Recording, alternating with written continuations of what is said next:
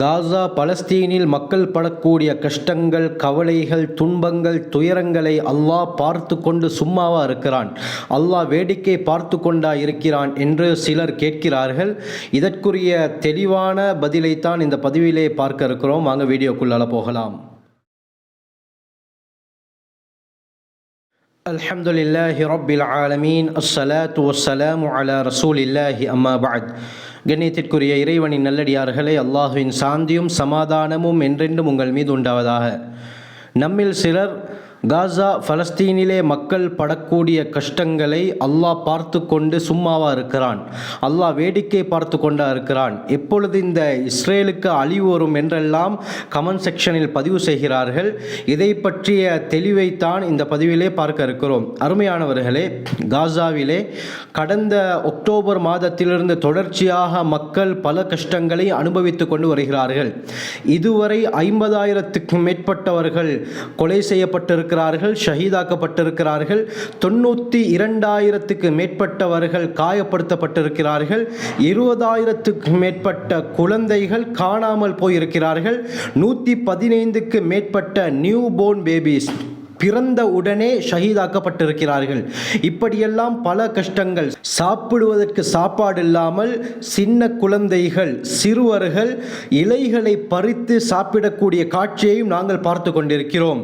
போன வருடங்களிலே சந்தோஷமாக பெருநாளை கொண்டாடியவர்கள் இந்த வருடம் தங்களுடைய வீடுகளை இழந்து, பெற்றோரை இழந்து, உறவினர்களை இழந்து, சகல சொத்துக்களையும் இழந்து தத்தளித்து கொண்டிருக்கக்கூடிய காட்சிகளை நாங்கள் பார்க்கிறோம். ஒரு சிறு குழந்தை பேசக்கூடிய வார்த்தை, சென்ற பெருநாளுடைய தினத்திலே என்னுடைய தந்தை என்னுடன் இருந்தார், ஆனால் இந்த பெருநாளில் என்னுடைய தந்தை என்னுடன் இல்லை. எனக்கு ஆடைகளை என்னுடைய தந்தை வாங்கி தந்தார், ஆனால் இந்த வருடம் எனக்கு புதிய ஆடைகள் கூட இல்லை என்று குழந்தைகள் அழக்கூடிய, கவலைப்படக்கூடிய காட்சிகளையும் நாங்கள் பார்த்து கொண்டிருக்கிறோம். சமீபத்தில் சோஷியல் மீடியாவில் அதிகமாக ஷேர் செய்யப்பட்ட ஒரு வீடியோ தான், ஒரு ஆண், ஒரு அருமையானவர்களை எந்த அளவுக்கு கொடுமையை அவர்கள் அனுபவிக்கிறார்கள் என்றால், சமீபத்தில் ஒருவருக்கு இரட்டை குழந்தைகள் பிறந்திருந்தன. அந்த குழந்தைகள் பிறந்து வெறுமனமே 4 நாட்கள் தான். அந்த குழந்தைகளுடைய பர்த் சர்டிபிகேட்டை எடுப்பதற்காக ஹாஸ்பிட்டலுக்கு சென்றவர் வரும் பொழுது டெத் சர்டிபிகேட்டை எடுத்து வரக்கூடிய காட்சிகளை நாங்கள் பார்க்கிறோம். பிறந்த 4 நாட்கள் 2 குழந்தைகள் உட்பட அவருடைய மனைவியும் ஷஹீதாக்கப்பட்டிருக்கிறார்கள். அந்த இஸ்ரேலுடைய ஆக்கிரமிப்பு காரணமாக அவர் தன்னுடைய குழந்தைகள் பிறந்தால் அந்த குழந்தைக்கு ஆசையாக என்னென்ன ஆடைகள் எல்லாம் அணிவிக்க வேண்டும் என்று அவர் வாங்கியிருந்தாரோ அந்த ஆடைகளை காட்டி காட்டி அழக்கூடிய காட்சிகளையும் நாங்கள் பார்க்கிறோம். கண்ணியமானவர்களே, ஒரு குழந்தை 3 அல்லது 4 வயதாக இருக்கும். அந்த இடிபாடுகளுக்கிடையே ஓடி ஓடி யா அல்லாஹ், யா அல்லாஹ், யா அல்லாஹ் என்று கத்தக்கூடிய, அல்லாஹ்வை அழைக்கக்கூடிய காட்சிகளையும் நாங்கள் பார்த்து கொண்டிருக்கிறோம். இந்த அளவுக்கு பயங்கரமான நிலைமை காசாவிலே நடந்து கொண்டிருக்கிறது. எந்த அளவுக்கு என்றால், சர்வதேச நீதிமன்றம் இஸ்ரேலுக்கு தடை விதித்தும் அவர்கள் தாக்குதலை தொடர்ச்சியாக நடத்தி கொண்டிருக்கிறார்கள் என்று சொன்னால் இதைவிட வேறு என்ன வேண்டும்? கண்ணியமானவர்களே, இப்படியெல்லாம் பல, நான் சொன்னது 100ல் 1% தான். இன்னும் 99% விடயங்கள் அதை சொல்ல முடியாத அளவுக்கு பயங்கரமாக இருக்கிறது. அந்த அளவுக்கு மக்கள் அங்கே அவதிப்பட்டு கொண்டிருக்கிறார்கள். அனைவரும் கலிமாவை சொன்ன எம்முடைய சகோதரர்கள் இவ்வளவு கஷ்டப்பட்டு கொண்டிருக்கிறார்கள். இதை பார்த்து நம்மிலே சிலர் கூறுகிறார்கள், அல்லாஹுடைய உதவி எப்பொழுது வரும்? அல்லாஹ் இந்த கொடுமைகளை பார்த்து கொண்டு சும்மாவா இருக்கிறான்? மாற்று மத சகோதரர்கள் கூட கேட்கிறார்கள், என்ன அல்லாஹ் சும்மாவா இருக்கிறான்? குழந்தைகள் என்ன பாவம் செய்தார்கள்? அந்த குழந்தைகள் இவ்வாறு அச்சுறுத்தப்படுகிறார்கள், சித்திரவதை செய்யப்படுகிறார்கள். இப்படி இருக்க அல்லாஹுக்கு இரக்கம் என்பது இல்லையா என்றெல்லாம் பலர் சொல்லிக் கொண்டிருக்கிறார்கள். அருமையானவர்களே, இதற்குரிய பதில் என்னவென்றால், இந்த உலகம் என்பது சோதனை களம். இந்த உலகம் நாம் வாழ வந்த இடமல்ல, ஒரு பெரும் வாழ்க்கையை தயார் செய்ய வந்த வந்த இடம். இந்த உலகம் ஒரு நாள் அழிந்துவிடும். அழிவே முடிவே இல்லாத வாழ்க்கைக்காக நாம் தயார் செய்ய வந்த இடம்தான் இந்த உலகம். அல்லாஹுடைய பார்வையில் இந்த உலகத்திற்கு பெருமதியே கிடையாது. திர்மிதியுடைய ரிவாயத் வருகிறது, ஸல்லல்லாஹு அலைஹி வஸல்லம் சொன்னாங்க, லவ் கானத்தி துன்யா தஅதிலு இன்தல்லாஹி ஜனாஹ பஊதத்தின், அல்லாஹ்விடத்திலே இந்த உலகம் கொசுவுடைய ஒரு இறக்கை, 2 இறக்கைன்னு கூட ஸல்லல்லாஹு அலைஹி வஸல்லம் சொல்லல, ஒரு இறக்கை என்று தான் சொன்னார்கள். அந்த கொசுவுடைய ஒரு இறக்கையுடைய அளவுக்காவது பெருமதியாக இருந்திருந்தால் மா சகா காஃபிரம் மின்ஹா ஷர்பத மாஇன், காஃபிருக்கு அல்லாஹ்வை நிராகரிக்க கூடியவர்களுக்கு ஒரு மிடர் தண்ணீரை அல்லாஹ் கொடுத்திருக்க மாட்டான் என்று நபி ஸல்லல்லாஹு அலைஹி வஸல்லம் சொன்னார்கள். அருமையானவர்களை, இன்று முஸ்லிம்களை விட அந்நியர்கள் தான் உலகத்திலே எல்லா விதத்திலும் கொடிக்கட்டி பறந்து கொண்டிருக்கிறார்கள். காரணம் என்ன? இது நாம் வாழ வந்த இடமல்ல. உலகம் என்பது அல்லாஹுடைய பார்வையில் பொறுமதியற்றது. அதனால் அல்லாஹ் காஃபிர்களுக்கு வாரி வழங்கி கொண்டிருக்கிறான். இது சோதனை களம். இங்கு சோதனையின் பொழுது யார் பொறுமையாக இருக்கிறார்களோ இவர்களை அல்லாஹ் பார்க்கிறான்.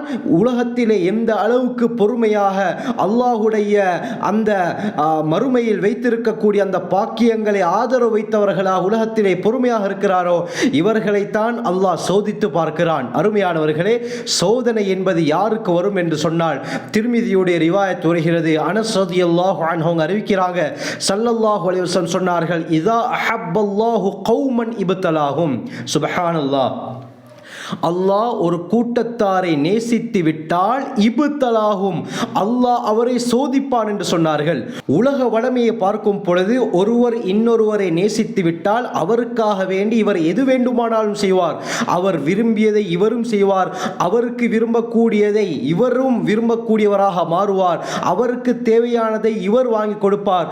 அது எந்த அளவுக்கு விலை மதிப்புள்ளதாக இருந்தாலும் சரி, எந்த அளவுக்கு என்று சொன்னால் சிலர் தன்னுடைய கிட்னியை வித்து கூட அவருக்காக வேண்டி பல விடயங்களை வாங்கி கொடுக்கக்கூடிய காட்சிகளை நாங்கள் பார்க்கிறோம். ஆனால் அருமையானவர்களே, அல்லாஹுடைய சுன்னா வழிமுறை என்னவென்றால், யாரையாவது அல்லாஹ் நேசித்து விட்டால் அல்லாஹ் உலகத்தை கொடுப்பதாக சொல்லவில்லை, மாறாக இப்தலாஹும், அல்லாஹ் அவர்களை சோதிப்பான். கண்ணியமானவர்களே, உலகத்தில் யாருக்கு அதிகமாக சோதனைகள் வருகிறதோ அவர் நினைத்து கொள்ளட்டும், அல்லாஹ் என்னை அதிகம் நேசித்து விட்டான். ஏன்? உலகத்தில் அல்லாஹ் சோதித்து பார்க்கிறான்.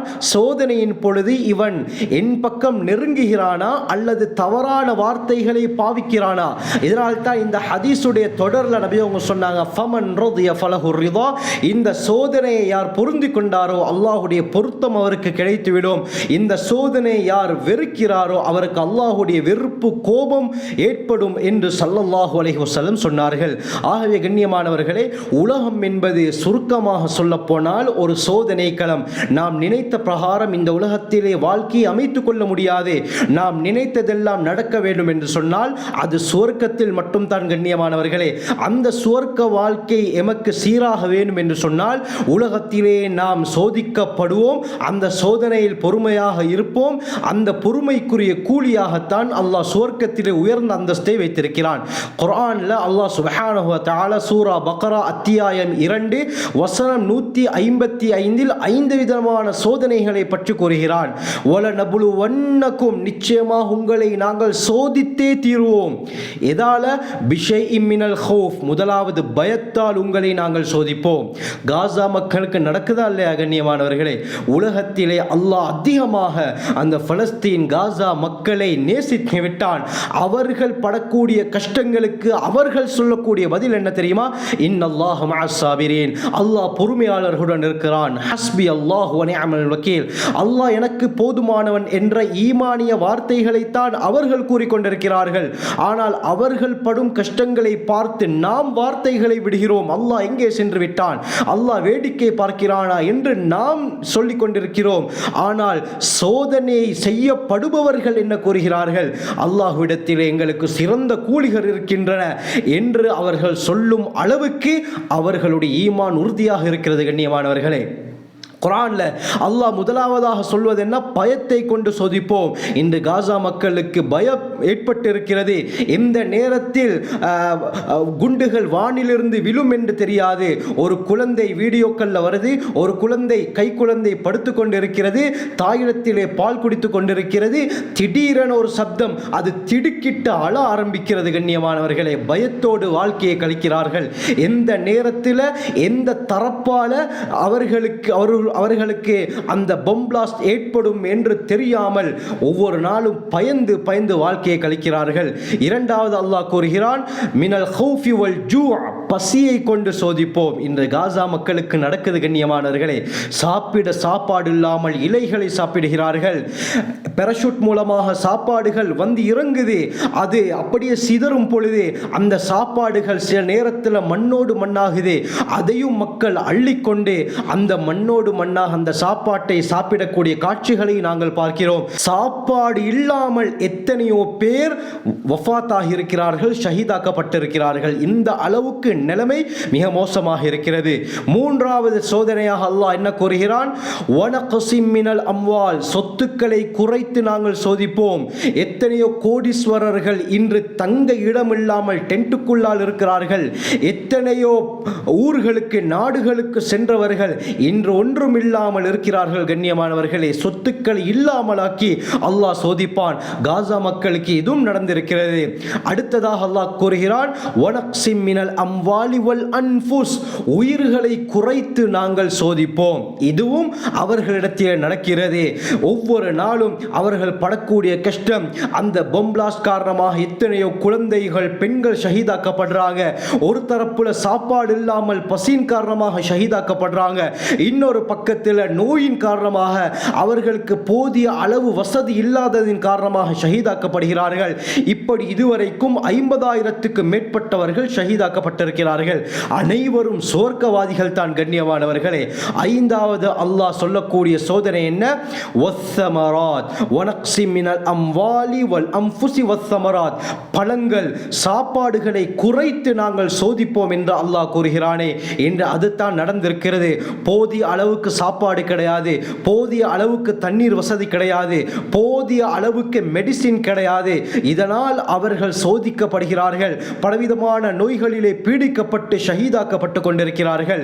அல்லாஹ் இந்த 5 விதமான சோதனைகளை சொல்லிவிட்டு அடுத்ததாக அல்லாஹ் ஆயத்தை முடிக்கிறான், வபஷ்ஷிரிஸ் சாபிரீன், பொறுமையாளர்களுக்கு சுப செய்தி உண்டாகட்டும் என்று நபியை நீங்கள் கூறுங்கள். எப்படியாப்பட்ட சுப செய்தி?